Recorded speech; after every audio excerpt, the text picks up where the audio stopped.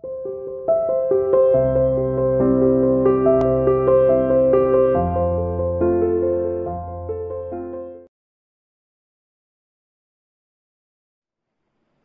dear student, welcome to CA International School online classes. Dear Person Commerce class chapter 11 dispersion हमने शुरू किया था। आज हम इसका टॉपिक डिस्कस करेंगे कंबाइंड स्टैंडर्ड डेविएशन क्या है। स्टैंडर्ड डेविएशन हम पढ़ चुके हैं, ठीक है। इंडिविजुअल सीरीज हो चाहे डिस्क्रीट सीरीज हो चाहे कॉन्टिन्यूस सीरीज है, मैंने हर एक वे से आपको बता दिया है किस तरीके से स्टैंडर्ड डेविएशन हम निकालेंगे, direct shortcut step deviation method. आज हम डिस्कस करेंगे जब कंबाइंड स्टैंडर्ड डेविएशन हो तो कैसे हम इसको फाइंड आउट करेंगे। जैसे कंबाइंड मीन था ऐसे ही कंबाइंड स्टैंडर्ड डेविएशन, क्योंकि डिस्पर्सन में मीन यूज किया जाता है, ठीक है। मीन कंबाइंड भी निकलता है, इसलिए स्टैंडर्ड डेविएशन कंबाइंड भी हो सकता है। जैसे क्वेश्चन गिवन है उसमें एक से ज्यादा स्टैंडर्ड डेविएशन गिवन है, तो आप किस तरीके से फाइंड आउट करेंगे। देखिए इसका फॉर्मूला, ये स्टैंडर्ड डेविएशन का फर्स्ट सेकेंड यानी ये कंबाइन है, फर्स्ट स्टैंडर्ड डेविएशन और सेकंड स्टैंडर्ड डेविएशन। मान लीजिए एक और स्टैंडर्ड डेविएशन आता है तो आप यहाँ 3 लिखेंगे, ठीक है। फर्स्ट सेकेंड के साथ बेस पर मैं बताती हूँ क्या फॉर्मूला बनेगा। फॉर्मूला आपका बनेगा N1 स्टैंडर्ड डेविएशन फर्स्ट का squaring plus N2 standard deviation second का स्क्वायरिंग करना है प्लस N1 ये D यानी deviation squaring plus N2 D2 यानी डेविएशन का squaring upon N1 plus N2। N1 जो फर्स्ट स्टैंडर्ड डेविएशन का N होगा वो है, और N2 जो सेकंड स्टैंडर्ड डेविएशन का है वो होगा। चलिए फिर बताते हैं। जैसे स्टैंडर्ड डेविएशन, ये स्टैंडर्ड डेविएशन 1 2 यानी कंबाइन है, ये 1 और 2 दोनों को कंबाइन हम शो कर रहे हैं इसलिए 1 2 लिखेंगे, तो इसे बोलेंगे कंबाइन स्टैंडर्ड डेविएशन। ये स्टैंडर्ड डेविएशन 1 में स्टैंडर्ड डेविएशन फर्स्ट है, ठीक है। स्टैंडर्ड डेविएशन सेकंड में स्टैंडर्ड डेविएशन जो सेकंड है, 2 है तो सेकंड स्टैंडर्ड डेविएशन जो आपके क्वेश्चन में गिवन होगा। फिर आता है N1 तो गिवन होगा, N तो निकल जाएगा क्योंकि गिवन होगा। ये D कैसे निकालेंगे, D तो डेविएशन होता है, डेविएशन कैसे निकलेगा यानी मीन जो होगा, ठीक है। ये D कैसे निकलेगा, मीन में से फर्स्ट मीन जो होगा उसमें से कंबाइन मीन आप माइनस कर देना, और मीन जो सेकंड होगा उसमें से कंबाइन मीन माइनस कर देना, तो D सेकंड आ जाएगा, ठीक है। D2 आ जाएगा। अब आएगा कि मीन कैसे आपको मीन निकालना आना चाहिए, कंबाइन मीन कैसे निकलता है, इसके लिए मीन का चैप्टर आना चाहिए। कंबाइन मीन कैसे निकलता है, सिंपल था, N1 और mean first plus N2 mean 2 upon N1 plus N2, अगर केवल 2 मीन ही गिवन है, वो अभी मैं क्वेश्चन के बेस पे आपको बता दूंगी। फिर एक बार देख लीजिए combine mean formula, N1 standard deviation first की squaring, N2 standard deviation second की स्क्वायरिंग, N1 ये D1 आपको निकालना है डेविएशन और N2 D2 आपको निकालना है डेविएशन, ठीक है। अगर मान लीजिए क्वेश्चन में 2 से ज्यादा स्टैंडर्ड डेविएशन है तो आप क्या करेंगे, यहाँ 3 लगाएंगे। 3 के बाद यहाँ स्टैंडर्ड डेविएशन यहाँ एक और प्लस करेंगे N3 और स्टैंडर्ड डेविएशन थर्ड का स्क्वायरिंग, ऐसे यहाँ भी ऐड हो जाएगा N3 डेविएशन थर्ड की स्क्वायरिंग, ठीक है, और यहाँ आ जाएगा N3, ठीक है। ये इस तरीके से शो किया जाएगा। जितना आगे गिवन होगा उस सीक्वेंस को आप आगे बढ़ाते जाइएगा, जैसे आपने कंबाइन मीन में देखा था। चलिए अब सीधा क्वेश्चंस पर आ जाते हैं हम। क्या क्वेश्चन है, फर्स्ट क्वेश्चन जैसे गिवन है, एक ही क्वेश्चन है आपकी बुक में, 2 sample of size, 2 sample of size given है, ठीक है।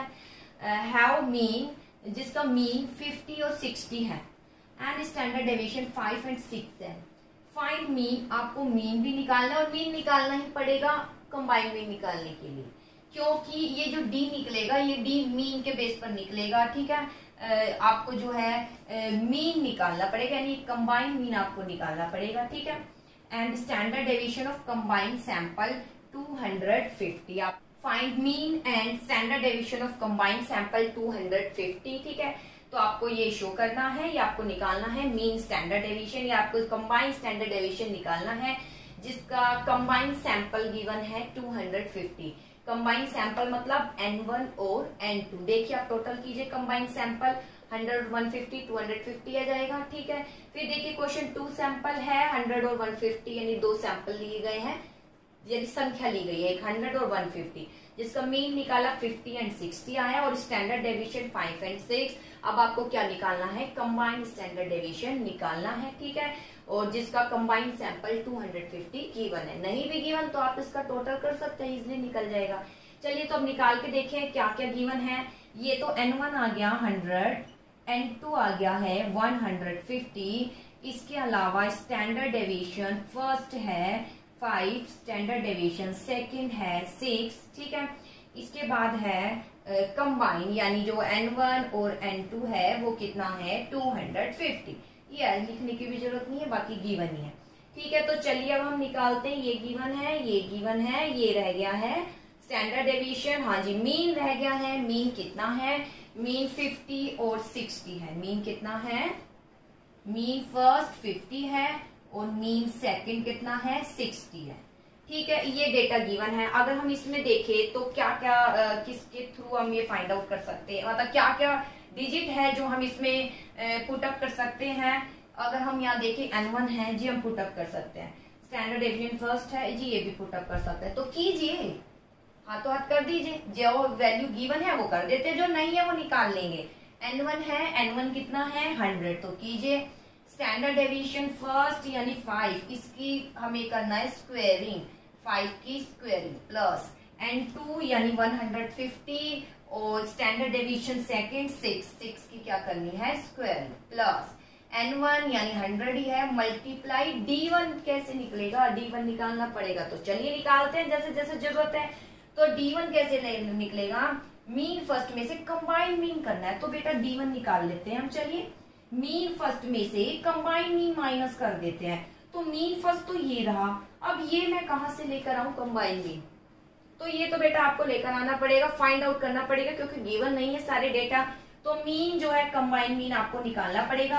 अब कंबाइंड मीन का फॉर्मूला पता होगा तो निकाल देंगे, वरना नहीं निकलेगा। मीन का लेसन चैप्टर पढ़ा होगा तो आप कर देंगे। कंबाइंड मीन का N1 mean first, N2 mean second, N1 plus N2, ये इसका फॉर्मूला है। चलिए N1 कितना है 100 है, ठीक है। मीन फर्स्ट कितना है 50 है और N2 कितना है 150 है। मीन सेकंड कितना है देखिए 60 है। N1 और N2 तो टोटल 250 है ही। कीजिए सॉल्यूशन 150 प्लस, ठीक है, ये यहाँ पर मल्टीप्लाई हो रहा है 150 को 100 को सॉरी मल्टीप्लाई, हम ये मल्टीप्लाई कर रहे हैं 100 को 50 से मल्टीप्लाई करेंगे तो 5000 आएगा प्लस 150 को 60 से मल्टीप्लाई करेंगे तो कितना आएगा 15 6 90 और 2 0 अपॉन 250 ऐड कीजिए, इसको कितना आया 14,000 अपॉन 250। इसको डिवाइड कर दीजिए। 14,000 को जब आप डिवाइड करेंगे 250 से कितना आएगा, किस पर जाएगा 5 से आगे 0 5 1 0, अब किस पर जाएगा, ठीक है 6 पर, ठीक है। कंप्लीट डिवाइड हो गया, वो कंप्लीट डिवाइड ही होगा 56। कंप्लीट डिवाइड नहीं हो तो कहीं ना कहीं हो सकता है वो एरर हो, मोस्टली चांसेस में कंप्लीट डिवाइड ही होगा, ठीक है। क्वेश्चन ऐसे ही गिवन हो गए, वरना कॉम्प्लेक्स हो जाता है। ऐसे नहीं कि पॉइंट में नहीं आए, लेकिन चांसेस कंप्लीट के ही होते हैं। अगर पॉइंट में तो एक बार चेक कर लेना, ठीक है। चलिए तो 56 आ गया है। कंबाइंड मीन मैंने आपको बता दिया है कैसे निकालते हैं। तो 56 आ गया बेटा। D1 निकालिए। D1 कैसे निकलेगा, मीन फर्स्ट क्या है 50, इसमें से माइनस कीजिए कंबाइंड मीन 56, तो माइनस का 6, माइनस का आ रहा है तो माइनस का लिखिए क्योंकि फॉर्मूला ही है मीन फर्स्ट में से कंबाइंड मीन माइनस करना है। तो ये आ गया -6 की स्क्वायरिंग। इसके बाद प्लस में यहाँ लिख देती हूँ N2 कितना है 150, यहाँ ऊपर में शो कर देती हूँ, ठीक है। और D2 कैसे निकलेगा बेटा, D2 के लिए वही मीन सेकंड कहाँ है 60, ये रहा मीन सेकंड और कंबाइंड मीन माइनस कर दीजिए 56, कितना आ गया प्लस का 4, तो यहाँ आ गया 4, ठीक है। इसकी भी स्क्वेयरिंग बेटा, इसके ऊपर रूट है, ठीक है, ध्यान दीजिएगा। यहाँ स्पेस नहीं था इसलिए मैंने यहाँ ऊपर लिखा है। चलिए इसका सोल्यूशन कर लेते हैं। और नीचे क्या आता है N1 और N2 250। चलिए अब इसका सोल्यूशन करते हैं। 100 5 5 जा 25 प्लस, इसको मैं ब्रैकेट में शो कर देती हूँ, ठीक है, मल्टीप्लाई करेंगे 6 6 जा 36 प्लस 100 को मल्टीप्लाई करेंगे -6 या 36 प्लस का हो जाएगा, ठीक है। इसके बाद प्लस 150 को मल्टीप्लाई करेंगे 4 4 जा 16, इसके बाद यहाँ आ जाएगा 250, ठीक है। अब बेटा आप सोल्यूशन कर लीजिएगा, क्या सोल्यूशन है, और मीन निकाल लीजिएगा, सिंपल आ जाएगा, जैसे मैं करके बता देती हूँ, ठीक है। यहाँ पर आ जाता है कैलकुलेशन आप करेंगे, ठीक है। 2500 प्लस 5400 प्लस 3600 प्लस 2400 अपॉन 250, ठीक है। अब हम इसका कंबाइन मीन निकालेंगे, यहाँ पर टोटल करेंगे 3900 आ गया 250। बेटा अब आपको आता है, डिवाइड कीजिएगा, डिवाइड करेंगे तो 55.6 आ जाएगा। इसका निकालिए स्टैंडर्ड, इसका निकालिए कंबाइंड स्टैंडर्ड डेविएशन 7.46 आ जाएगा। क्लियर है बेटा, मेन आपको ये निकालना आना चाहिए, मैं बता चुकी हूँ, ये कैलकुलेशन आप कर सकते हो, ठीक है। ये सब आप कर सकते हो, फिर भी चलिए मैंने बता ही दिया है, ये पुटअप करना आना चाहिए। मेन ये सब गिवन होगा, सिर्फ ये D1 कैसे निकलता है ये देख लीजिए, मीन और कंबाइंड मीन आपको निकालना पड़ेगा, फिर आप इजिली क्या निकाल सकते हैं, स्टैंडर्ड कंबाइंड स्टैंडर्ड डेविएशन, ठीक है। ये फर्स्ट सेकंड का था, अगर एक और हो तो आगे ऐसी प्रोसेस इसकी चलती रहेगी। आई होप बेटा आपको क्लियर हुआ होगा टॉपिक, ठीक है। एक बार क्वेश्चन निकाल लेना, निकाल लेंगे तो क्लियर हो जाएगा। चलिए इसके बाद अगर दूसरा टॉपिक देखते हैं, वेरिएंस क्या है। वेरिएंस एक और मेथड है किसका, स्टैंडर्ड डेविएशन का ही आगे एक रूपांतरण रूप है, ठीक है। वेरिएंस क्या है, एक रूपांतरण रूप है स्टैंडर्ड डेविएशन का ही। देखिए कैसे निकलता है, इज अनदर मेजर है डिस्पर्सन, ठीक है, डिस्पर्सन का है, यानी इसमें स्टैंडर्ड डेविएशन जो करेंगे उस पर ही बेस है। डिस्पर्सन का एक और मेजर है, the term variance was first use R Fisher ने यूज किया था इन 1918 में। वेरिएंस क्या है, स्क्वायर है स्टैंडर्ड डेविएशन का, क्या है, स्क्वायर है। स्क्वायर जब करेंगे तो बेटा रूट कट हो जाएगा, जैसे फॉर्मूला डायरेक्ट में sigma x small x square upon n है, ये इसकी स्क्वायरिंग करो, ठीक है। जब आप स्क्वायरिंग करते हैं इस तरीके से 2 करते हैं तो ये कट हो जाता है, स्क्वायरिंग करते हैं तो ये क्या हो जाता है, कट हो जाता है, जो आपने मैथमेटिक्स में पढ़ा है।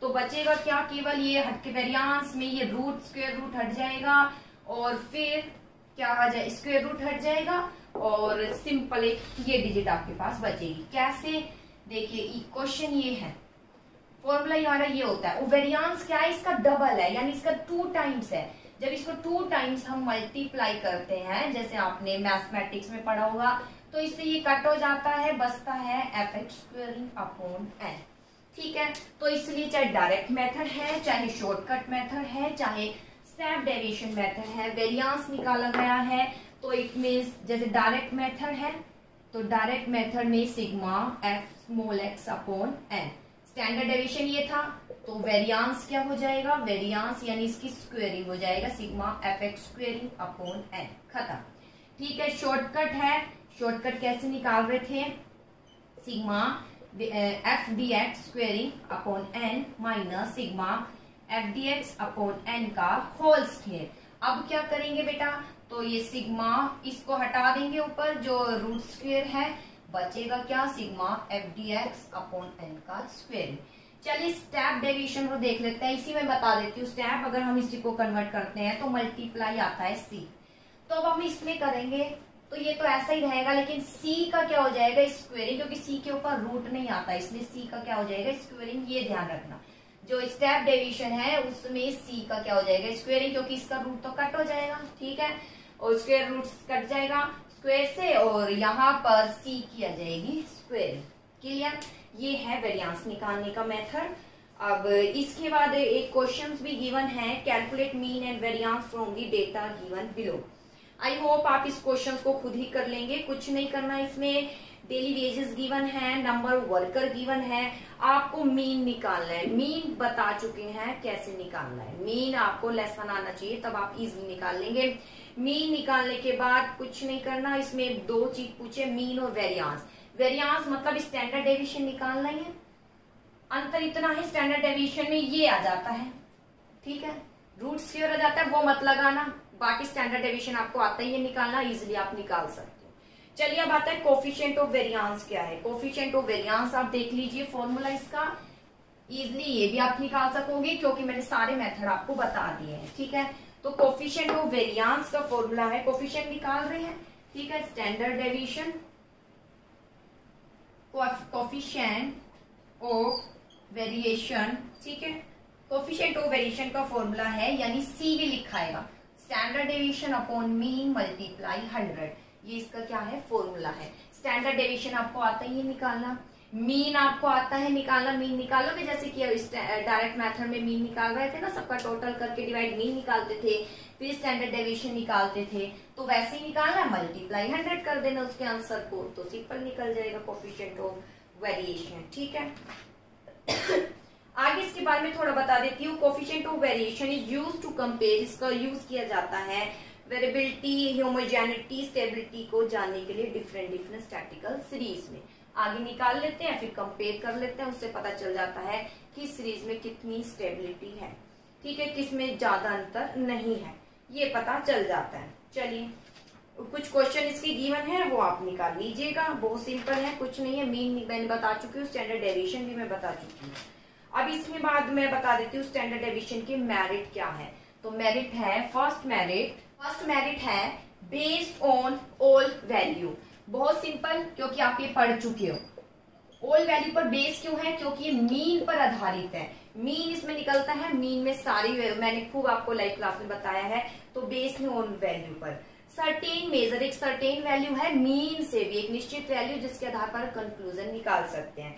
Little effect of change in sample का खास फर्क नहीं पड़ता, अगर थोड़ा सा चेंजेस हो जाए, गलती से आप गलत भी लिख दें तो कोई दिक्कत नहीं है, आंसर में इतना ज्यादा अंतर नहीं पाया जाएगा। आगे अलजेब्रिक ट्रीटमेंट तो होता ही है, इसमें डेविएशन आप निकालते हो कि ये मीन जैसा ही है, मीन के ही सारे मेरिट है। डिमेरिट ये है कि बहुत डिफिकल्ट है बेटा, थोड़ा स्टैंडर्ड डेविएशन में आपको रूट्स निकालना पड़ता है, कितना थोड़ा डिफिकल्ट हो जाता है आपके लिए। More importance to extreme value को ज्यादा इंपॉर्टेंस दिया जाता है, एक्सट्रीम वैल्यू जो सबसे ग्रेटर होती है वो डेविएशन करते हैं, जब उसमें अंतर तो आ ही जाता है तो ऑटोमेटिक उसका सोल्यूशन हो जाता है। तो एक्सट्रीम वैल्यू को भी यहाँ इंपॉर्टेंस दिया जाता है, क्योंकि डेविएशन निकालेंगे तो ग्रेटर डिजिट आई उसका भी सोल्यूशन होगा, वही लेस इफेक्ट, एक्सट्रीम वैल्यू का फर्क नहीं पड़ता, ठीक है। और मीडियन जो एक्सट्रीम वैल्यू का इफेक्ट पड़ता है, मीन में बताया था आंसर पर, यहाँ पर तो मीन के बाद हम अंतर करते हैं, तो वहां वो जो एक्सट्रीम वैल्यू जो हमने मीन में डिमांड्स पड़ी थी कि वो प्रभावित कर देती हैं, क्योंकि आंसर कहीं ना कहीं रोंग आ जाता है, यहाँ ठीक हो जाता है क्योंकि इसमें हम अंतर कर देते हैं, बता देते हैं मीन अपने बाकी वैल्यू से कितने अंतर पर है, ठीक है। इसके बाद आता है लॉरेंज कर्व क्या है, ठीक है। अब हम पढ़ेंगे लॉरेंज कर्व, टॉपिक खत्म है। लॉरेंज कर्व के बाद लॉरेंज कर्व सिंपल सा ही आपको करना है, देखिए क्या है। लॉरेंज कर्व एक और मेथड है स्टैटिकल सीरीज का, इसे मैक्स लॉरेंज ने यूज किया था, इसे लॉरेंज कर्व भी कहा जाता है। इसका यूज किया जाता है इनकम और वेल्थ को डिस्ट्रीब्यूशन के लिए, ठीक, खासकर इनकम जानने के लिए। इनकम के डेटा गिवन होंगे, वो कितने उसमें वेरिएबिलिटी है, कितने वो असमानता में है, जैसे कि अभी देखा था ना फैक्ट्री A B C, तो सी फैक्ट्री जो फर्स्ट स्टार्टिंग में था डिस्पर्सन के मीनिंग में, बहुत ज्यादा वहां वेरिएबिलिटी थी, बहुत ज्यादा वहां पे जो है जो वेजेस का सिस्टम था वो समान नहीं था। अगर हम A और B से देखें बहुत ज्यादा असमानता थी, तो कुछ नहीं, यहाँ यही है। उस डेटा को अब हम किस पर शो करेंगे, उसको डेटा को अब हम कर्व पर शो करेंगे, तो लॉरेंज कर्व, जैसे आपने पढ़ा ना, मीन है, मीडियन है, मोड है, उसको हम ग्राफिकली प्रेजेंट कर सकते हैं। ऐसे यहाँ है, ये यहाँ भी डिस्पर्सन को हम ग्राफिकली प्रेजेंट कर सकते हैं, किसके द्वारा, लॉरेंज कर्व। तो इसमें कुछ स्टेप है, मैं डायरेक्टली बता देती हूँ स्टेप थोड़ा सा। सबसे पहले आपको CF में कन्वर्ट करना है, ठीक है, सीरीज को, जो एक्स सीरीज है, फिर आपको उसको परसेंटेज में कन्वर्ट करना है, खत्म।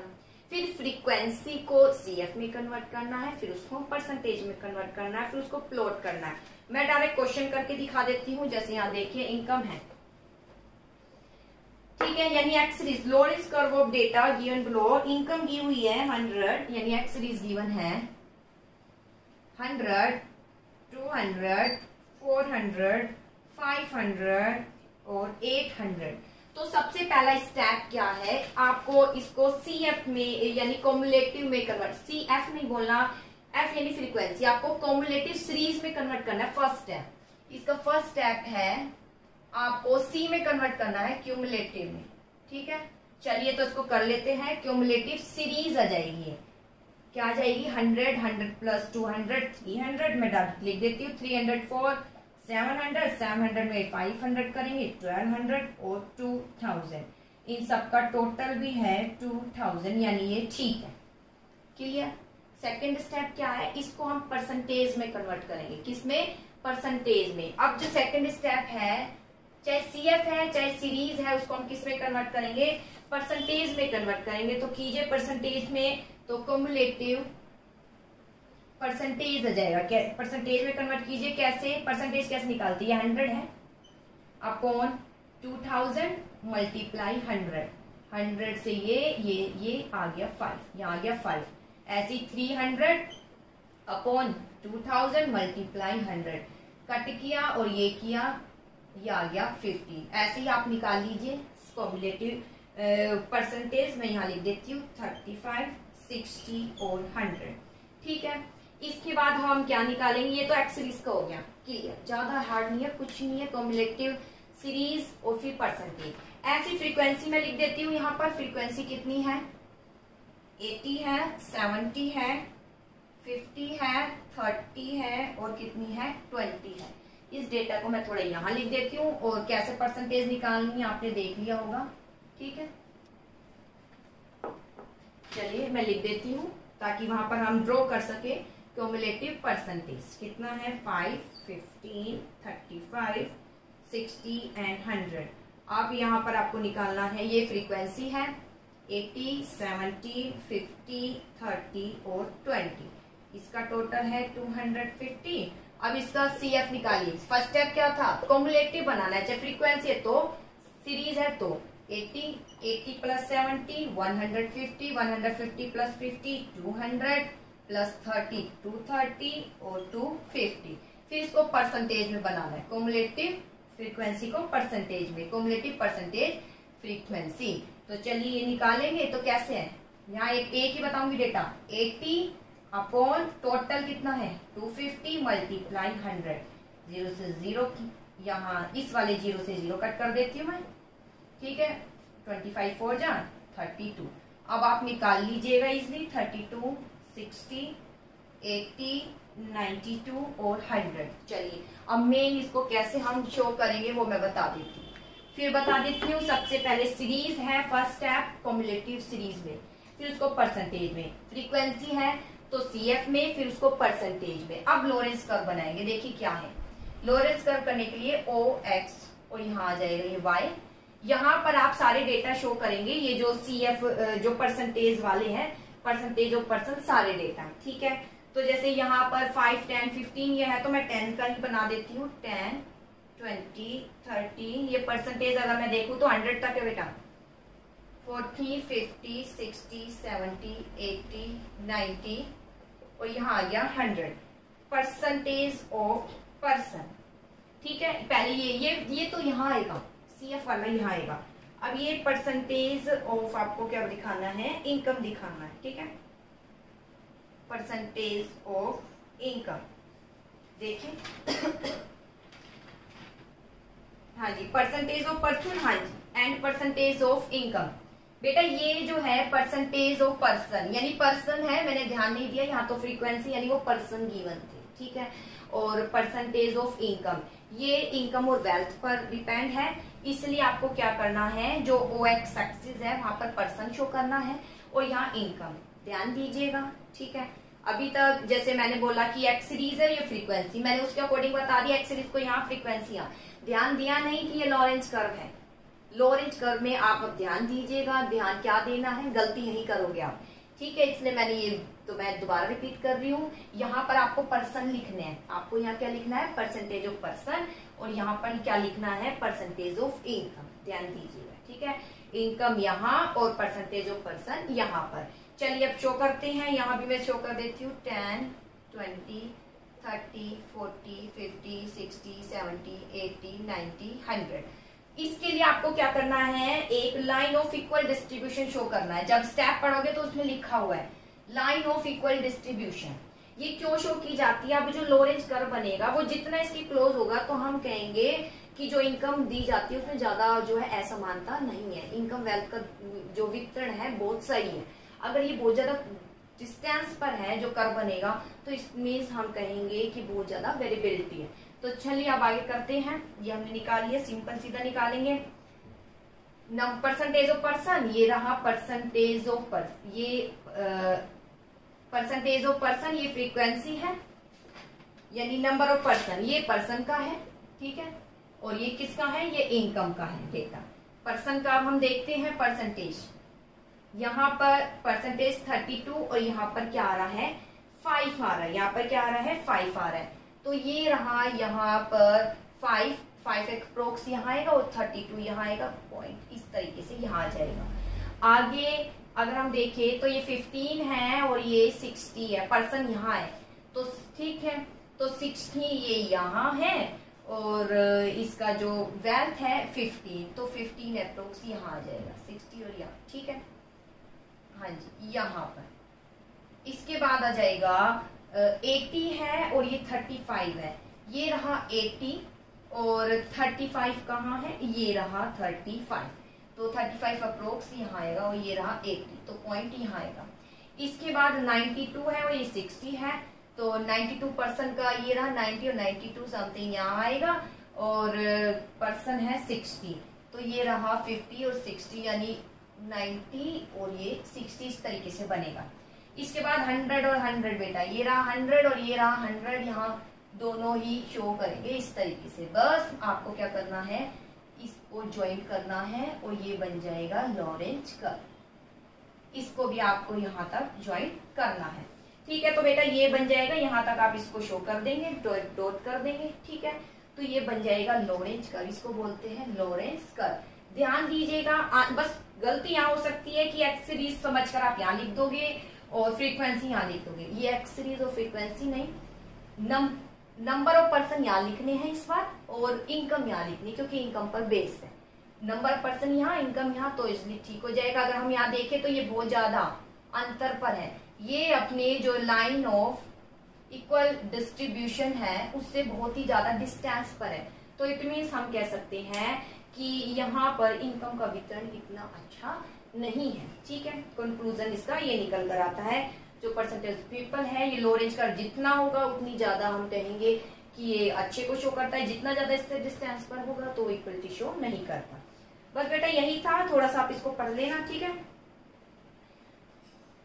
हाँ जी, अब इसके बाद आता है एप्लीकेशन। कुछ ही लॉरेंज कर्व ग्राफिक मेजर है जिसको हम शो करते हैं और it is very simple measure है जिस पर हम दृष्टि डालते ही पता चल जाता है कि वो अपने इक्वल डिस्ट्रीब्यूशन से कितना अलग है, ठीक है। और इनइक्वालिटी का पता चल जाता है, हमारे यहाँ पर इनकम और वेल्थ की कितनी इनइक्वालिटी है। With the passing of time application Lorenz curve has widely spread to measure disparity of distribution. इसका काफी यूज किया जाता है। इसके लिए किसके लिए यूज किया जाता है, इनकम के लिए, वेल्थ के लिए, वेजेस के लिए, प्रोडक्शन के लिए, प्रॉफिट के लिए, पॉपुलेशन के लिए इसका यूज किया जाता है। थोड़ा सा बस आप इसका एक क्वेश्चन कर लेना, बहुत है, थ्योरी पढ़ लेना सफिशिएंट है। आई होप क्लियर हो गया होगा। कुछ नहीं, फर्स्ट स्टेप ये है, इसको कॉम्युलेटिव में, फिर इसको परसेंटेज में लाइन डिस्ट्रीब्यूशन करनी है। उसके बाद यहाँ ध्यान रखना, यहाँ पर्सन लिखने हैं और यहाँ क्या लिखना है, इनकम। इजिली आपको क्वेश्चन हो जाएगा।